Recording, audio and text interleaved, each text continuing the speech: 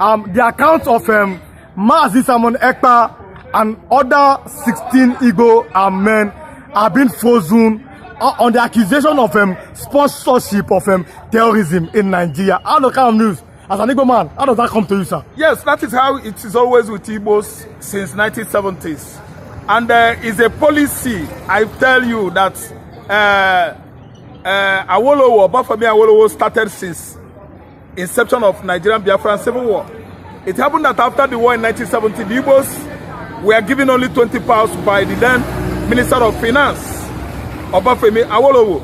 And the Tinubu, his son, has actually come to become, continue where Awolowo stopped in 1970 or since inception of Nigerian Biafra Civil War.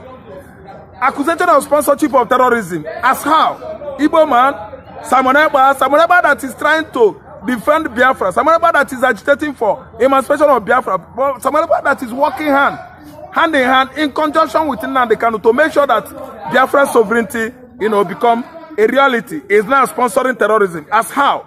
Who are the terrorists that Simon Ekpa is sponsoring? Which region? How far? When did that one occur? Tinubu, the head of the current administration, has been bent, seriously bent on at least playing all this, kind of animosity, hostilities against the Igbo nation, at least to finish up the job his uncle, Obafemi Awolowo, stopped in 1970. Awolowo actually brought about the policy of giving the Igbos after the war only 20 pounds. And that was given to my father, and that was given to many Igbo families. The whole billions, the whole millions they have in various banks, only 20 pounds was given to them. Many Igbo families. And today, here is where we find ourselves. After the war of 1967, 68, 69, 70, the Igbos were given only 20 pounds, no matter the amount of money you have. Listen and listen good. Soludo, it might be your father. Your father was given only 20 pounds, no matter the amount your father was having in the bank. Listen, Nwafulefu, governor of Ebonyi State, after the war of 1967, 68, 69, 70, Nwafulu, your father, the Fulani Janjaweeds, in conjunction with their Yorubas counterparts, gave your father 20 pounds. And your father, out of that 20 pounds, he started eking a living, hustling and doing all manner of menial job until God brought your family to the level you are today. That was Awolowo's policy. Peter Mba, what about you? Is Hope Uzodinma left out among the Igbos that were given 20 pounds since the end of Nigerian Biafra Civil War by Awolowo, the Minister of Finance in Nigeria, under the control of Awolowo? Actually, when the Igbos went to the bank, especially Papu Hope Uzodinma, Nnagiso, Hope Uzodinma, your dad was among. When your dad went to the bank in 1970 to at least catch out the whole billions he saved during the war, before the war, he, your father, Hope Uzodinma, was given only 20 pounds. And the hustling and the haggling, the bruises, the hardship continued as of 1970. That was Igbos of the post-war. Post-war Igbos for you. That is post-war Igbo for you. After the war, the Igbos hustle and could actually come up to this level in life today. It was due to Awolowo's policy. Hope Uzodinma Tinubu has come again that Simon Ekpa is sponsoring terrorism in Nigeria. Tinubu froze Simon Ekpa's account, freezing the account of other Igbos to the tune of 16 account names were frozen in Nigeria today on the accusation of sponsorship of terrorism. What are we saying? In the past, during the administration of Buhari, how many lists, names of terrorist sponsors were brought or sent by UAE, United Arab Emirates, that is Dubai? They gave it to the administration of Buhari. And when Buhari was going through all these sponsors, Buhari actually found out that their names, all of them are Muslims.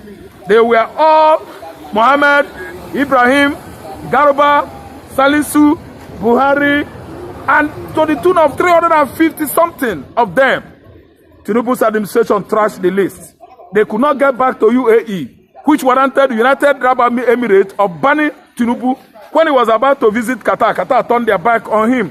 They said they wouldn't allow such a man who has this kind of, you know, questionable character, this kind of double standard, you know, approach to sensitive issue like that. That was how they turned their back, you know, to Buhari's visit. They turned Buhari's visit down. And this is where we found ourselves today. In Tinubu administration currently, Tinubu work hard around the clock to come out with counter accusations of how to bring the Igbos down. It could not come up easily like that. He faces, you know, the Lagos state government in conjunction with Tinubu. They went to Alaba, they went to everywhere where the Igbos business are teamly at least thriving. They brought buildings down, they brought establishment that is meant for Igbos, you know, spare parts traders at the axis of Holy Trinity. Yes, Apapa, the axis of Abulodo. All their buildings were bulldozing down, you know, being destroyed in their large numbers. They went as far as Akilo's spare parts, opposite Letter Rain Church. They destroyed all the spare parts, the Igbo spare parts traders, while they were still at home after December celebration, Christmas celebration of 2021. At midnight, they started their work under the administration of the current Lagos State Speaker, Obasa. See, listen, another one has come, and I'm telling you that the freezing of Samuel Ekpa's account is illegal. The freezing of other 16 Igbo's account is illegal. Tinubu is trying to commence from where Awolowo stopped after the war, giving the Igbos £20, freezing the accounts of Igbo billionaires, and Tinubu has started, you know, where his uncle Awolowo actually stopped. What is stopped Tinubu from implementing the names that were sent from UAE, the sponsorship of terrorists in the northern Nigeria. All the sponsors' names numbering 350 something. Tinubu could not at least implement their arrest. Buhari could not even make any move there. He just swept the names of the terrorist sponsors under carpet. And today they have come out accusing Igbo man of sponsoring terrorism in Nigeria. They actually submitted the name of Samuel Ekpa and 16 other Igbo billionaires' names. The account has been flagged down as an account of sponsors of terrorism across Nigeria. What do we have to say? The only thing we have to say is that freezing Igbo man's account did not start today. Awolowo did it some 55 years ago. Still, Igbo man grew up to where they are today. It did not stop there. We've seen how our properties all over Southwest were being destroyed, especially last year when Nigerians were about to protest what? Hunger against hunger, incompetence, and the bad governance. The publicity spokesperson of Bola Ahmed Tinubu, Bayo Ononuga, all of a sudden came out and started accusing Obi, Reno Omokri, I think a personal aide to Jonathan during his regime, started accusing the Igbos that the Igbos, the obedient movement, are the one trying to lead mayhem in Nigeria. The Bayo Ononuga led assistants and other, how do I put it? Other, you know, accolades started accusing the Igbos that they are out in the Southwest to bulldoze, to destroy all the infrastructural amenities, you know, facilities in the Southwest. He accused the obedient movement. He accused Obi. Obi was preparing about going to court, you know, against, you know, taking Bayo Ononuga to the court. Because these are empty accusations, an accusation that is at least weighty enough to stir up what actually happened in 1966. But the Igbos and other Nigerians will handle that accusation, that rumor and speculation with such unequal diplomacy. That's why nobody disturbed, nobody actually went into war as of last year, you know, nationwide protest. The Igbos actually distanced themselves from this protest because they actually know that that was what actually transpired in 1966 when the Igbos were accused of leading a coup that was orchestrated, a purge that the whole Nigerians partook. All the tribes in Nigeria, Hausa, Yoruba, Fulani, Urobo, Efik, everybody, even the Benin, they accused only Igbos and started annihilating, buying the Igbos in their large number across all the barracks in Nigeria. The Igbo military officers were eliminated across all the police stations, across all the regions of the country. They started annihilating, decimating, and buying the Igbos. That was in 1966. Then it wanted to repeat again by Bayo Ononuga, you know, too much hate speech against Igbo man, that the Igbo man was about to unleash mayhem, political mayhem and crisis in the southwest, thereby subjecting all the facilities, developmental facilities, infrastructures in the west to demolition. At least the Igbos, we know how to manage situation like this. I have this word for people that are freezing the Simon Ekpa account and the 16 others. You might accuse Simon Ekpa of sponsoring terrorism across Nigeria. Listen and listen good.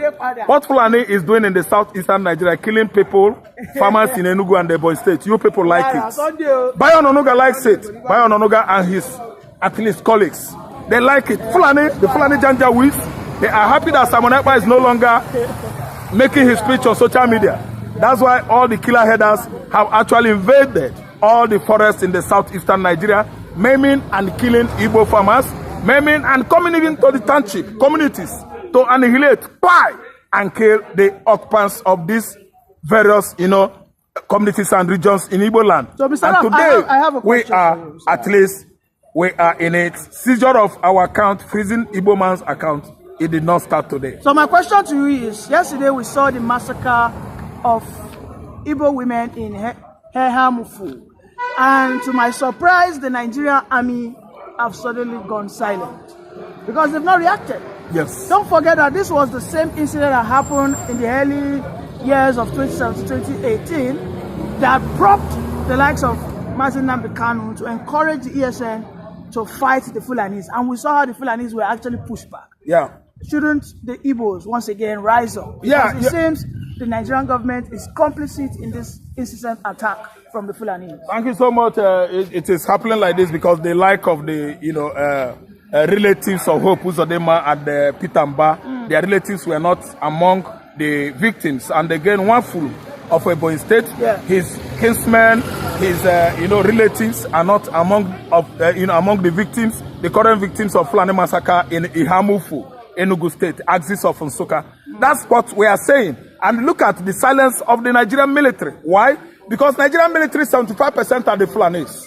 Who are the people that are masquerading, at least committing genocide at Ihamufu, Enugu, Nsukka, Enugu State? They are largely Fulani headers. They are largely Fulani military officers. Let us tell ourselves the truth. They could go to the, I mean the Nigerian military, they could march into a community in Macham. Macham is a tribe in Adamawa, and calm those communities down that they should go to their various slums and sleep.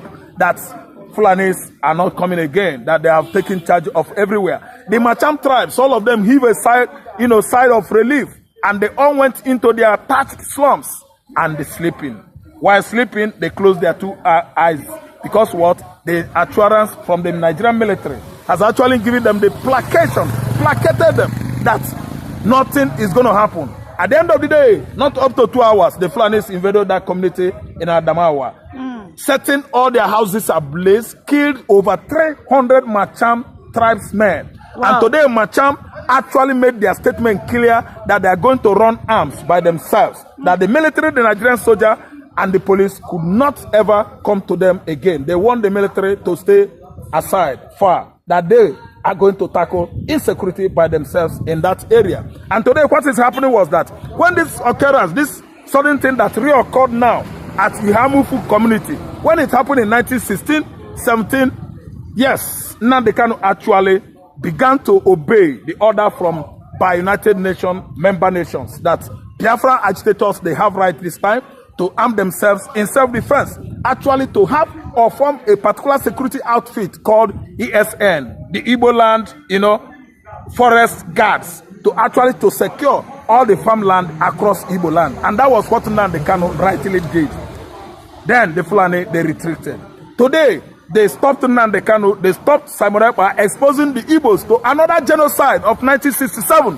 And the genocide is going on now in Igbo land on alarming rate. The Fulanis, they want to actually eliminate the whole Igbos and occupy our lands. That is what is actually currently going on in Igbo land. Are you aware that the Fulanis are even now renaming some communities in Enugu? Yes, they are the one. I'm very, very much aware. And that is what Charles Soludo likes. And this is where Hope Uzodinma is garnering, at least taking his own policy too. And I'm telling you that Charles Soludo is welcoming this idea of the Fulanis taking over the whole Igbo land. Because what? All their fathers, the Spartopatous ones that actually impregnated their women, their mamas, their mothers, one by one, are not from the Igbo extraction. Their fathers are from Fulanis. I mean, all these governors that have turned their back on Igbos, allowing such massive genocide. Whose fathers are Fulani? The Fulanis, the fathers of all the governors in Igbo land. You mean Uzodinma has Fulani ancestry? If you check their DNA, it is traced to Fulani ancestry. But the only man I can agree with you that somehow has affiliation with the North is the not Fulani but North is Okorocha. And under Okorocha, we did not witness this something like this. Insurgency. Yes, actually they prepared and wait for Okorocha because they actually tell him that Fulani, the Hausas, are not going to take over Igbo land. Do you know what he did? He allowed mosque at Owerri State House, government house, and immediately Hope Uzodinma took over from Emeka Ihedioha, won an election. You know, he was the one that took over from Okorocha. They demolished the mosque. Then now, Hope Uzodinma, the Fulani governor, the Supreme Court governor, came back again through the back door, stole Emeka Ihedioha's mandate, and reinstated back all the destroyed mosque in Owerri government house. Go there now, you will see a gigantic mosque erected by the Fulanis. So what I'm trying to say is that if you trace the ancestries of these Igbo governors, you will actually know that they were all of Fulani, ancestry. They came from the angle of Fulani, northern Fulanis. Their father impregnated their mother, and their fathers has mixed blood.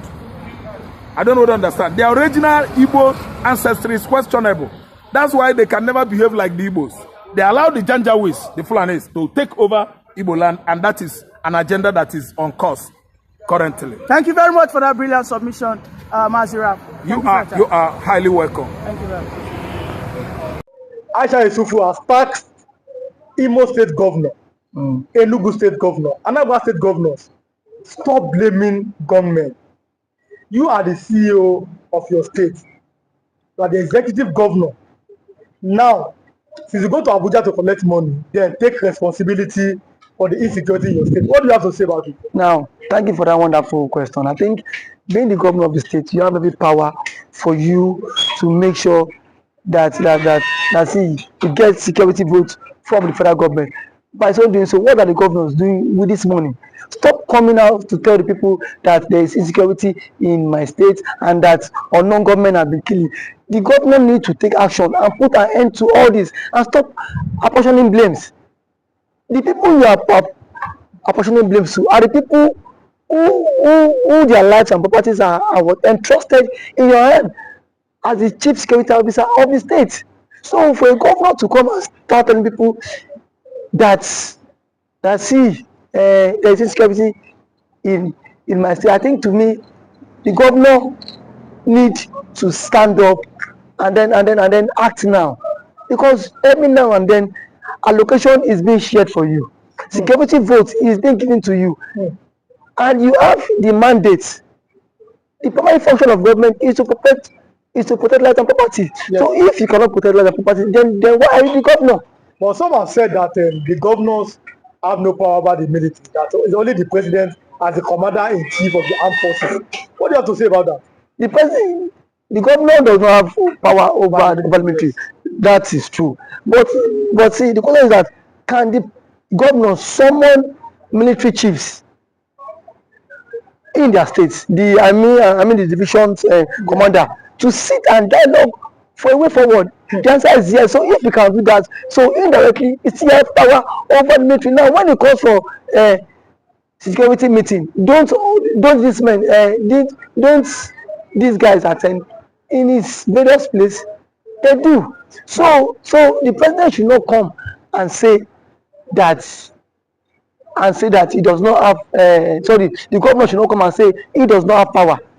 We still have killings in Imo State, Enugu State, and some other states. For how long can we continue in this path? The people are scared of their lives. The people cannot even access government, access those who they claim to be electorate, we cannot assist people that give us the mandate. So how long can they continue like this? So I think the government of these states on their own, they need to up their games. You must up your games as a governor if you don't want to be sacked come 2027. But there's always been this fear that the votes of Nigerians does not count, and that is why our elected officials are acting this week. That as soon as our vote is counting, they will sit up knowing that if I don't perform, no second term for me. You agree with that statement? Our vote does not count. I cannot say if our vote count or not because I have not conducted any election. So what I'm to say is that people have lost confidence in the INEC. Power. The reason why they've lost you've lost confidence because so many persons have seen the case of Hope Uzodinma when he but reason best the court knows why he had to give it to him, but someone who came forth in the election was uplifted and then he came forth. So the court cited some reasons which Hope Uzodinma became the governor. Reason best known to them. I am not in a position to speak for the court. But one thing is that INEC needs to be the trust of Nigerians again. You saw what happened in last election. As allegedly reports, the results were changed in the RF quarter.